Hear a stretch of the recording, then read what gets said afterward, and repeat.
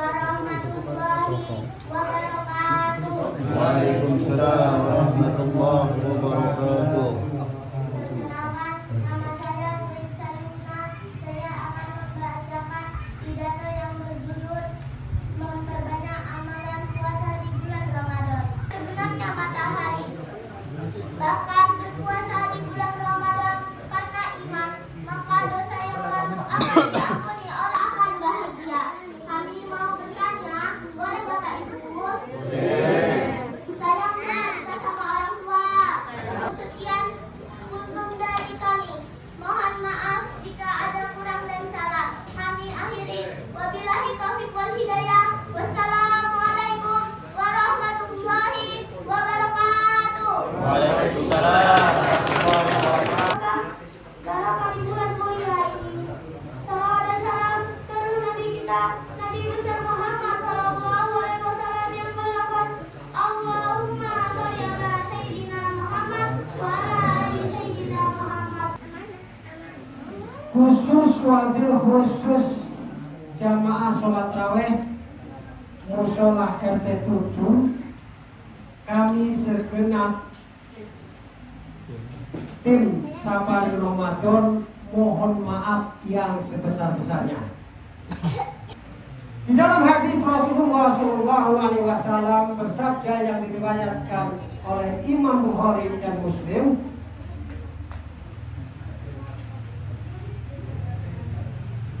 bahwa dikatakan di dalamnya apa Pak?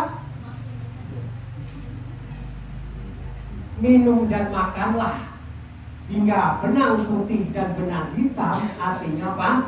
Fajar. Betul apa enggak? Salah. Yang benar bahwa Islam itu didirikan atas 5 sendi. Yang pertama sahat, yang kedua sholat. Alhamdulillah kita bisa jalankan baik itu yang 5 waktu maupun sholat tarawih.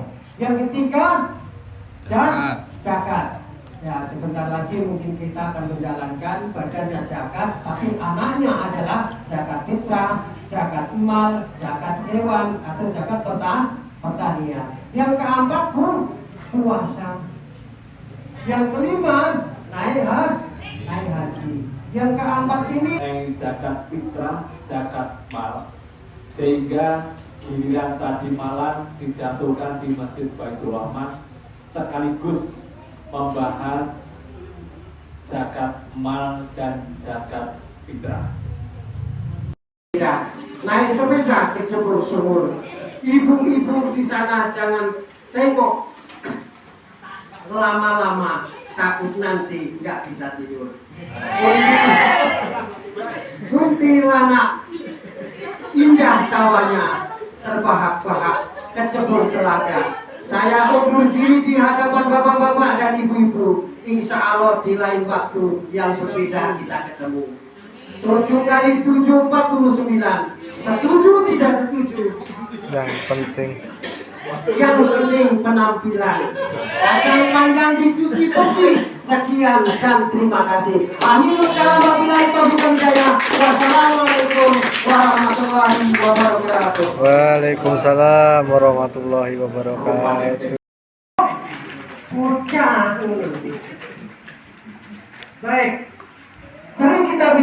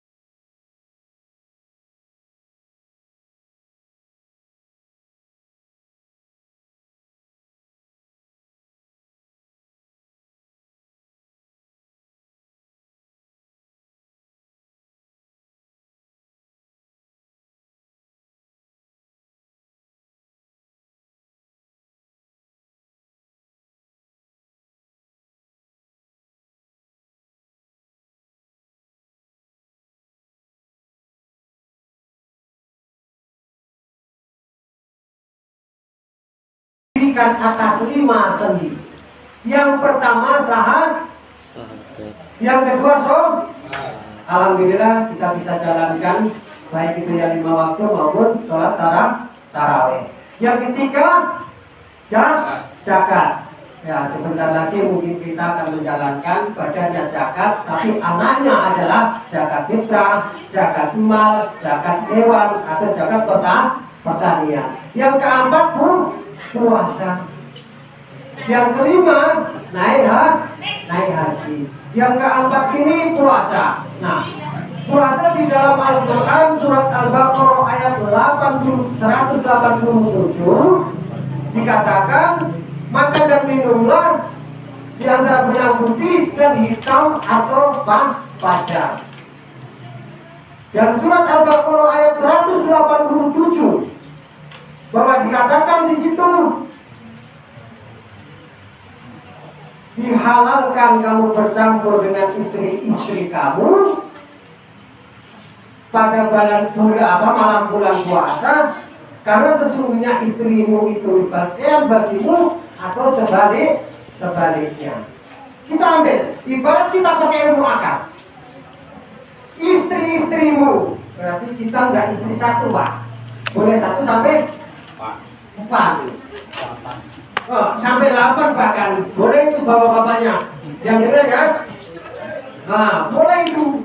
Ibunya setuju nggak, Bu? Bu, setuju nggak? Mau nanya nih, nanya.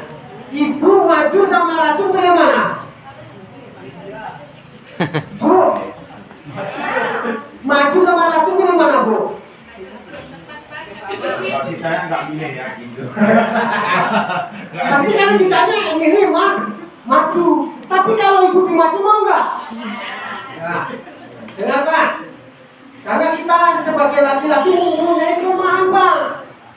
Jangan merasa bangga. Jangan merasa bahwa kita itu laki-laki. Wah, segala sesuatunya apa katanya di dalam PSBB dulu, pelajar di SMP, itu Napoleon Bonaparte mengatakan bahwa letak kosmoi, negara itu saya, bukan seperti itu. Tetapi for the people of the dari Anda untuk Anda atau dari masyarakat untuk masyarakat. Jadi laki-laki itu punya kelemahan. Coba saring. Ini enggak corok enggak. Saring coba. Kelebihan atau kekurangan laki-laki 1. Dipandang-pandang hidup, dipegang-pegang hidup. Kenapa? Pengantin baru. Kalau yang umur 45 dipandang-pandang hidup, kadang dipandang-pandang enggak hidup. Dipegang pun enggak hidup, kadang dipegang hidup. Karena masih hidup. Nah, yang umur 75, ingat tuh, dipandang nggak hidup, apalagi dipegang pun nggak hidup karena sisa hidup. Nah, ini tuh kita sebagai laki-laki ya, jangan sombong pada perempuan.